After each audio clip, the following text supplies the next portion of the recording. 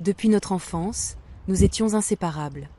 Mon frère et moi n'étions pas seulement des frères et sœurs, nous étions les meilleurs amis, des partenaires dans le crime, et le refuge l'un de l'autre. Grandir dans une petite ville, nos journées étaient remplies de rires, de jeux sans fin et de discussions tard dans la nuit sur des rêves qui semblaient trop grands pour le monde dans lequel nous vivions. La vie était simple, mais belle, parce que nous nous avions l'un l'autre.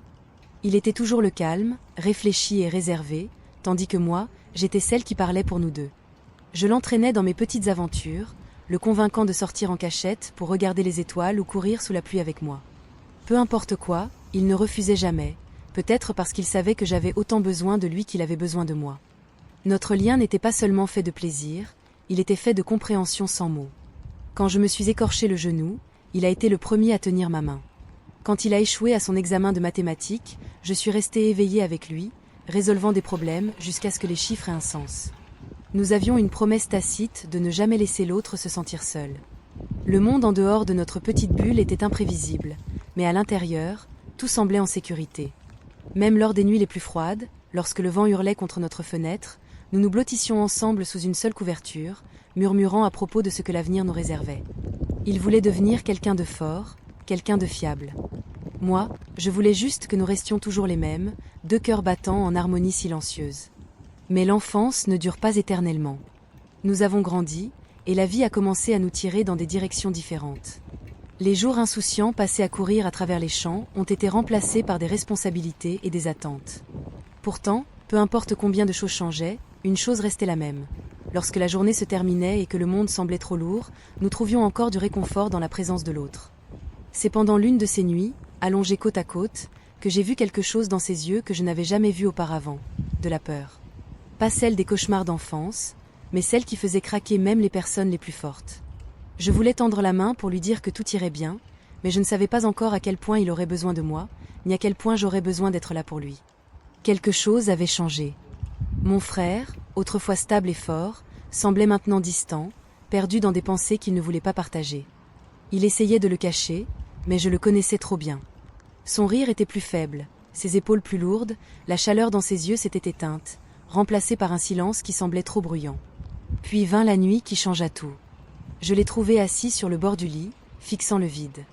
Ses mains tremblaient légèrement, sa respiration irrégulière. Je me suis assise à côté de lui, attendant.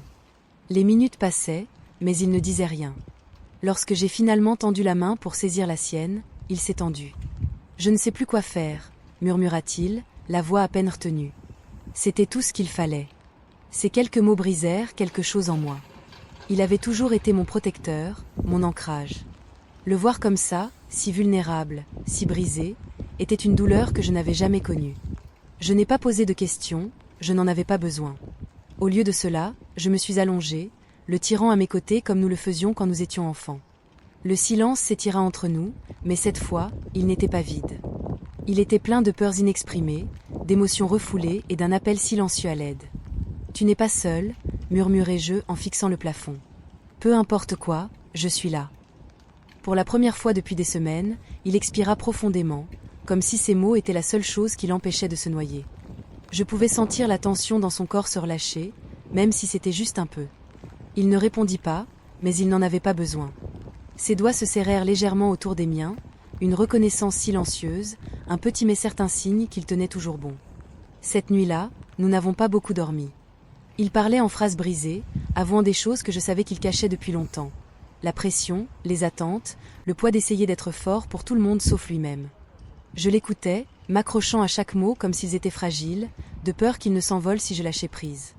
Quand l'aube teinta le ciel de teintes douces de rose et d'or, quelque chose avait changé. Le fardeau n'était pas parti, mais il était partagé, et parfois, c'était suffisant pour continuer. Lorsque les premiers rayons du soleil filtrèrent à travers les rideaux, il se tourna vers moi, les yeux fatigués mais un peu moins perdus.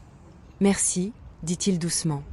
Je souris, serrant sa main une fois avant de la lâcher. « Toujours. » Les jours qui suivirent n'ont pas été faciles, mais ils étaient différents. Il ne se noyait plus dans le silence. Il avait encore ses moments, des regards longs par la fenêtre, mais il n'était plus seul. Il pensait à la taille quand il croyait que personne n'écoutait, mais il ne la portait pas seul. Il commença à parler davantage, même si ce n'était qu'un peu, et je m'accrochais à ses petites victoires. Je remarquais le changement dans sa façon de bouger, dans la façon dont il essayait. Il reprit ses livres, déterminé à se concentrer sur autre chose que le poids dans son esprit. Je m'assoyais à côté de lui, faisant semblant de lire juste pour m'assurer qu'il savait que j'étais là. Parfois, je le taquinais à propos de son écriture, et il roulait des yeux, mais je voyais les coins de ses lèvres bouger, presque un sourire. Il n'était pas réparé, et je savais qu'il n'avait pas besoin de l'être. Guérir ne signifiait pas revenir à ce qu'il était avant, c'était avancer, même quand ça semblait impossible. Il commença à se lever plus tôt, à faire des promenades, respirant l'air comme s'il se souvenait comment vivre à nouveau. Un soir, il me surprit. « Allons sortir », dit-il.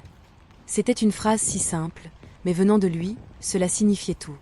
Nous marchâmes dans les rues familières de notre enfance, des endroits qui résonnaient encore des éclats de rire et des jours insouciants. Ça semblait différent maintenant, plus lourd d'une certaine manière, mais pas insupportable. En nous asseyant sur un banc tranquille, regardant les lumières de la ville scintiller, il se tourna vers moi. « Est-ce que tu penses jamais à l'avenir ?»« Tout le temps, avouai-je. » Il hésita puis dit « Je ne sais plus à quoi il ressemble. » Je plongeai mon regard dans le sien, stable et certain.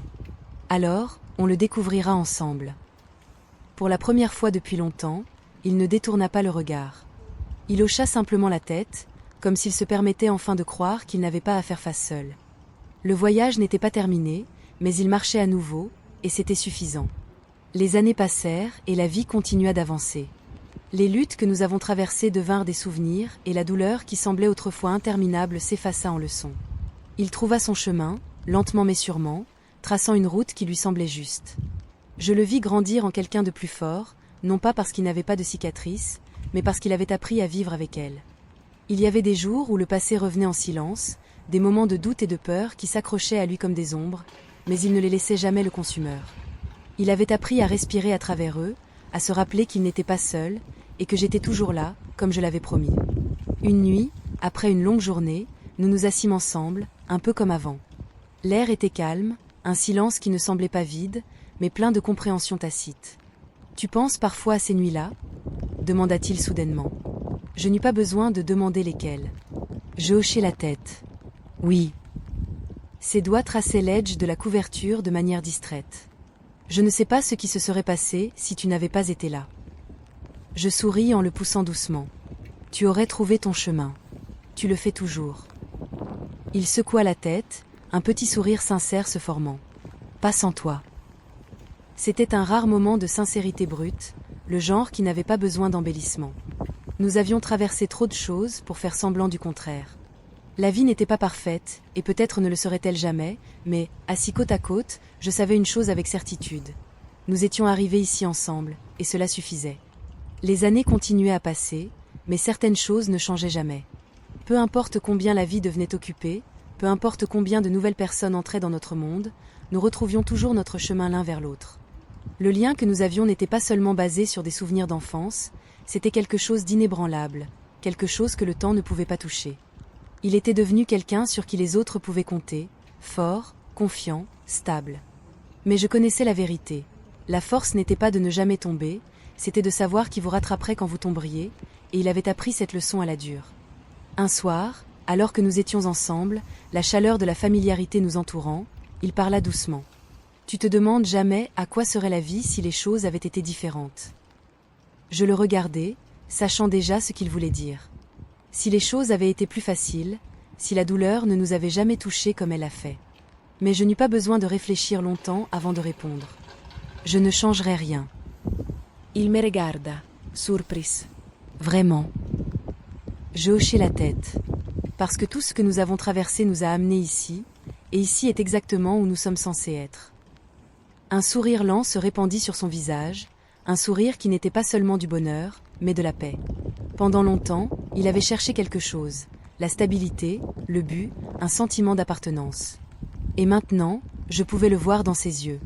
Il l'avait trouvé, non pas dans le succès, ni dans l'approbation des autres, mais dans la certitude tranquille que, peu importe ce qui arriverait, il n'était jamais vraiment seul. Et moi non plus.